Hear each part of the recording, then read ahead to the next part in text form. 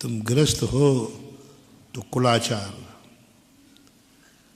कुलाचार है, कुछ पुण्य करो। अभिषेक पूजन ये धर्म नहीं, ये तुम्हारे पापों का प्रक्षालन करने के स्नान का जल है, स्नान का जल है। तो या तो गंदे होना छोड़ो या फिर पुण्य कमाना चालू। इसलिए गृहस्थ को अनिवार्य है। चक्रवर्ती ने यही कहा, कल जो चर्चा आई थी, मुझे कोई जरूरत नहीं है मंदिर जाने की, मैं कोई दर्द नहीं हूं, मेरे जीवन में कोई संकट नहीं, फिर क्यों मंदिर जा रहा है? क्योंकि मैं गृहस्थ हूं, मैं गृहस्थ हूं और गृहस्थी में अशुभ कार्य हुए बिना, इसलिए मुझे प्रतिदिन मंदिर में जाकर पुण्य रूपी जल से स्नान करना पड़ेगा, पुण्य क्रिया करना पड़ेगी, तद्भव मोक्षगामी को। आप तो अभी तद्भव मोक्षगामी नहीं है। इसलिए स्नान करते हो तो अभिषेक जरूर करना। मैं हमेशा दो मार्ग बताऊंगा। पहले सरल सस्ता मार्ग है, एक समय के एक बूंद में 3 प्रकार से बताता हूं।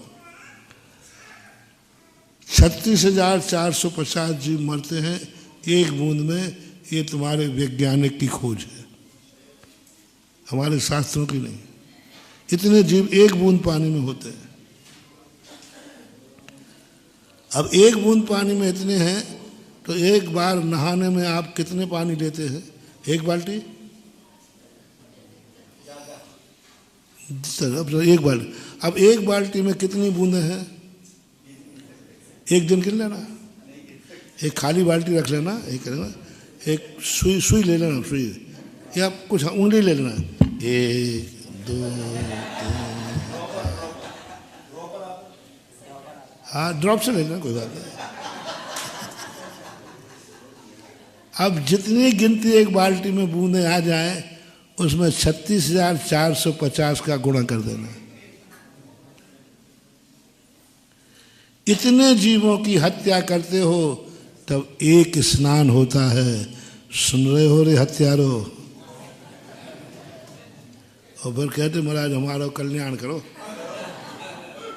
फिर कहते हो महाराज हमारी जमानत कराओ। एक मर्डर पर 302 धारा है और तुम तो, कौन माफ कराएगा, कौन जमानत लेगा? इससे अच्छा है।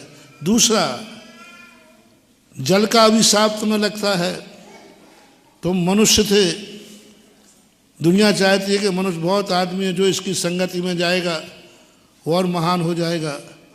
जल तुम्हारी संगति में आया, आने के पहले वो स्वच्छ था कि नहीं, छूने लायक था कि नहीं?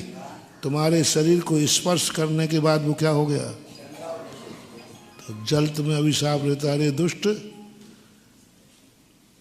बड़ी प्रशंसा सुनी थी तेरी, तेरी संगति में आकर के मैं गंदा हो गया, अब कोई नहीं छू रहा है, तू ही नहीं छुएगा।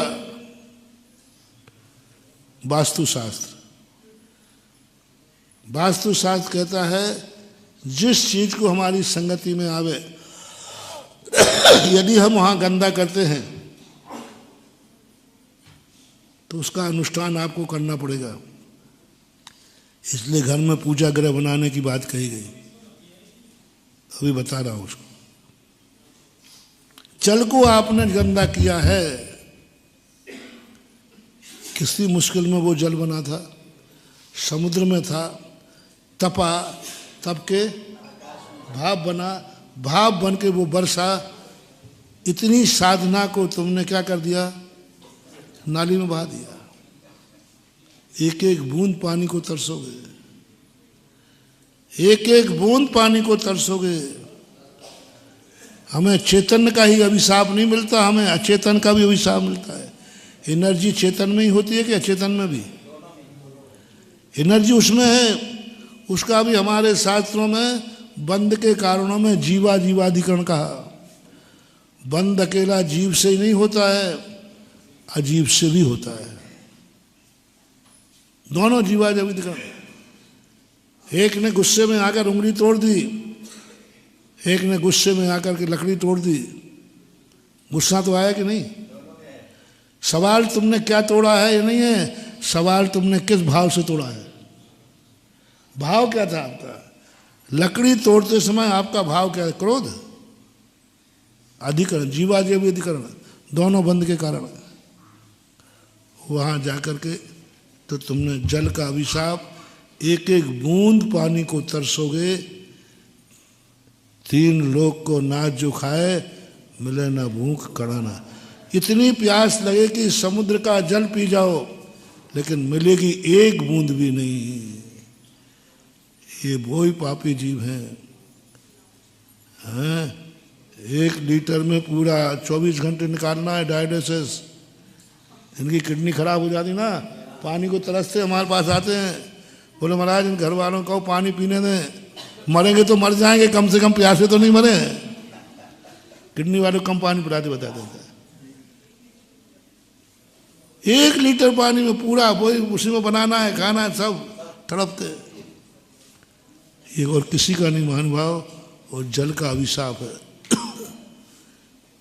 वो जल का अभिशाप है कि तुम्हें प्यास लगी है, पानी सामने है, लेकिन तुम पी नहीं सकते। एक पपीहा होता है, ऐसे जीव पपी, बहुत प्यास लगती है उसको, पीता है, गले में छेद होता है, पेट में जाता ही नहीं, यहाँ पीता है, यहाँ निकल जाता है। पूरे साल भर में कुंवार के महीने में स्वाति नक्षत्र के समय 1 बूंद उसके पेट में जाती है बस। अब उस समय उसका मुंह खुला मिल जाए, बाकी पूरी साल प्यासे हैं चिल्लाता रहता है। ये जल का अभिशाप है। जय जिनेंद्र दोस्तों, अगर आपको मेरी वीडियो अच्छी लगती है तो प्लीज मेरे चैनल को लाइक करें, शेयर करें, सब्सक्राइब करें। इसी तरह से अपना प्यार देते रहें। Thank you.